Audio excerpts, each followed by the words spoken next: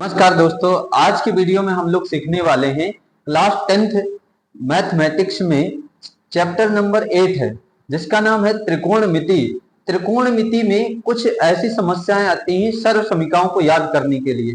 ठीक है, तो बच्चे उसको रटते रहते हैं, तो बच्चों उनको रटना नहीं है। ठीक है, उनको एक बार समझ लेना है। अगर समझ लिया आपने तो त्रिकोणमिति की सर्व समीकरण आपको आसानी से आ जाएंगे। ठीक है, तो आइए समझते हैं आज की वीडियो में। सबसे पहले सभी बच्चों को पता होगा कि जो समकोण त्रिभुज होता है, समकोण त्रिभुज क्या होता है बच्चों? जिसका एक कोण 90 डिग्री हो। ठीक है, जिसका एक कोण क्या हो? 90 डिग्री हो। ठीक है, उसे हम लोग कहते हैं समकोण त्रिभुज। ठीक है, इसको मान लेते हैं ए बी सी। क्या मान लेते हैं बेटा? A B C. ठीक है, मान लेते हैं कि इसका एक कोण थीटा है। और आपको हमेशा एक बात ध्यान रखनी है कि थीटा के सामने वाली भुजा को हम लोग कहते हैं लंब। थीटा के सामने वाली भुजा को कहते हैं लंब। ठीक है, और सबसे बड़ी भुजा को हम लोग कहते हैं कर्ण। इसको कर्ण कहते हैं। और सबसे जो नीचे वाली भुजा होती है, जो बची हुई भुजा होती है, उसको हम लोग कह देते हैं आधार। ठीक है, इस प्रकार से हम लोग इसमें भुजाओं के नाम देते हैं किसी भी त्रिभुज में। ठीक है, अब आगे बात करते हैं कि समकोण त्रिभुज में आपको पता है कि एक पाइथागोरस प्रमेय लागू होती है। ठीक है, आपको पता है कि पाइथागोरस प्रमेय लागू होती है। पाइथागोरस प्रमेय क्या होती है बच्चों? ध्यान दीजिएगा। कर्ण का स्क्वायर बराबर लंब का स्क्वायर प्लस आधार का स्क्वायर। ठीक है, यहाँ पर कर्ण का स्क्वायर बराबर लंब का स्क्वायर प्लस आधार का स्क्वायर। इसको हम लोग थोड़ा सा इंडिकेशन के रूप में हम लोग लिख सकते हैं। कर्ण का स्क्वायर बराबर लंब का स्क्वायर प्लस आधार का स्क्वायर, ऐसे भी लिख सकते हैं। ठीक है, इसको हम लोग समीकरण एक समझ कर लेते हैं। अब इसमें तीन भुजाएं हैं बच्चों, त्रिभुज की तीन भुजाएं हैं। अगर मैं त्रिभुज की तीनों भुजाओं का बारी बारी से मैं इसमें अगर भाग दे दूं उस समीकरण में, ठीक है, तो हमें सर्व समीकरण प्राप्त होती जाएंगी। तीनों सर्व समीकरण हमको प्राप्त हो जाएंगी बच्चों। ठीक है, तो ध्यान दीजिएगा कि समीकरण एक में सबसे पहले मैं कर्ण के स्क्वायर से भाग देता हूं। मैं के स्क्वायर से भाग देने पर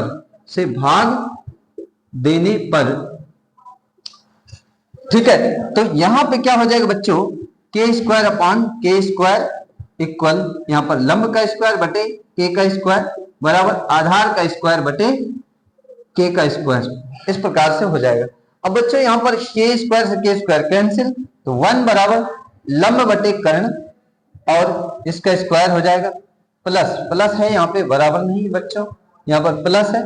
इसमें आधार बटे कर्ण, इसका स्क्वायर है। अब इसके बाद में क्या होता बेटा? आपको पता है, आप लोगों ने पढ़ा होगा लाल बटे कक्का पढ़ा होगा। ठीक है, लाल बटे कक्का इस प्रकार से पढ़ा होगा। इससे हम लोग क्या करते हैं? त्रिकोणमिति अनुपात फाइंड कर पाते हैं। यहां पर आपको पता है कि ये साइन थीटा होता है, कॉस थीटा होता है, ये टेन थीटा होता है। ठीक है, ये कॉट थीटा होता है, ये सेक थीटा होता है, ये कॉसेक थीटा होता है। बच्चों ध्यान दीजिएगा, आपको ध्यान रखना है कि टेन थीटा बराबर क्या होगा? लंब बटे आधार। कॉस थीटा बराबर आधार बटे कर्ण। साइन थीटा बराबर लंब बटे कर्ण। ऐसे ही कॉट थीटा बराबर निकलेगा तो बेटा क्या होगा? यहाँ पर कॉट थीटा बराबर आधार बटे लंब, सेक थीटा बराबर कर्ण बटे आधार और कॉसेक थीटा बराबर कर्ण बटे लंब। इस प्रकार से हम लोग फाइंड कर सकते हैं। अब यहां से आप अगर ध्यान से समझें तो क्या हो जाएगा बच्चों? यहां पे एक चीज आपको समझ आ रही होगी कि साइन थीटा बराबर क्या होता बच्चों? साइन थीटा बराबर लंब बटे कर्ण। दूसरी बात एक चीज और समझ में आएगी आपको कि यहां पर कॉस थीटा बराबर क्या होता बेटा? कॉस थीटा बराबर क्या होता बेटा? आधार बटे कर्ण होता है। ठीक है, तो आज हमने ये चीजें समझ ली। अब इसके बाद में बेटा यहाँ पर लंब बटे कर्ण लिखा हुआ, तो ये क्या है? लंब बटे कर्ण क्या होता है? Sine theta. हम इसकी जगह क्या लिख सकते हैं? Sine theta. तो यहाँ पर साइन थीटा इसका स्क्वायर लिख सकते हैं प्लस यहाँ पर आधार बटे कर्ण लिखा, कॉस थीटा लिख सकते हैं इसकी जगह, कॉस थीटा।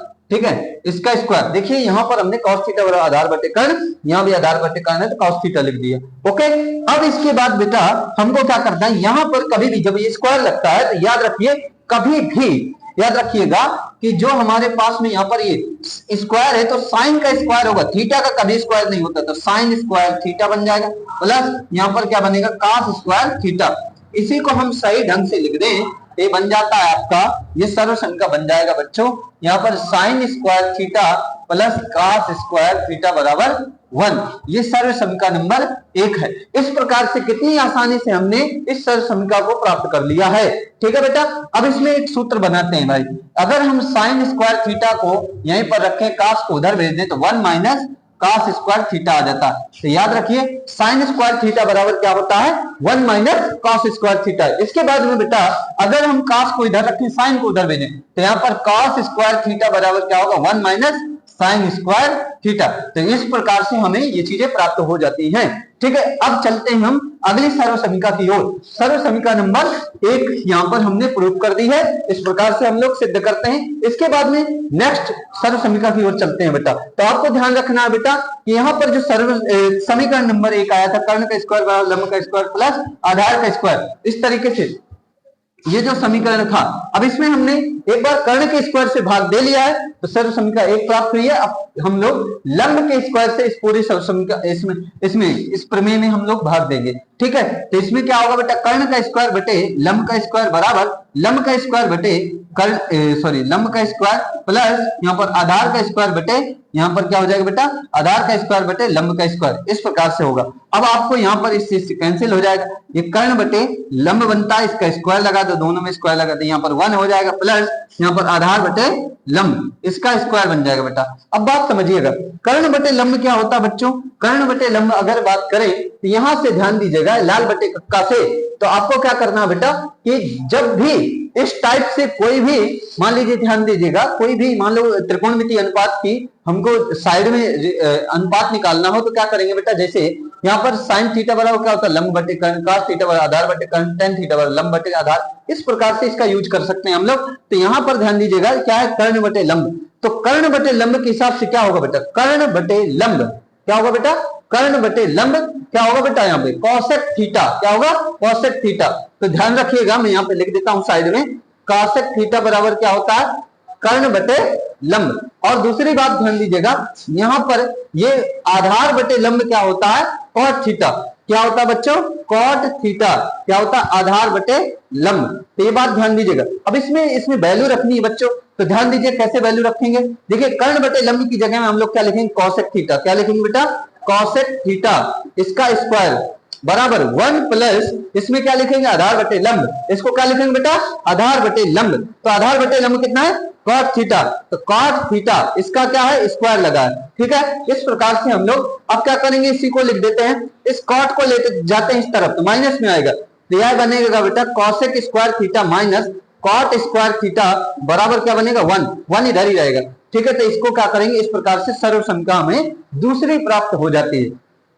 ठीक है, तो इस प्रकार से हमने दूसरी सर्व समीकरण को प्राप्त कर लिया है। ये दूसरी सर्व समीकरण बेटा आप लोग रट्टा मार के इसको निकालते रहते हो, इसको याद करते रहते हो, तो रटना नहीं है एक बार समझना है। ठीक है, तो ये दूसरी सर्व समीकरण हमने प्राप्त कर ली। अब इससे सूत्र कैसे बनाएंगे ध्यान दीजिएगा, इसमें क्या है कि अगर कॉट को हम लोग उधर भेज दें, ठीक है कॉट को अगर हम लोग क्या करें उधर भेज दें, ठीक है तब क्या बनेगा बेटा ये कॉसेक स्क्वायर थीटा बराबर क्या बनेगा 1 प्लस कॉट स्क्वायर थीटा, ठीक है 1 प्लस कॉट स्क्वायर थीटा।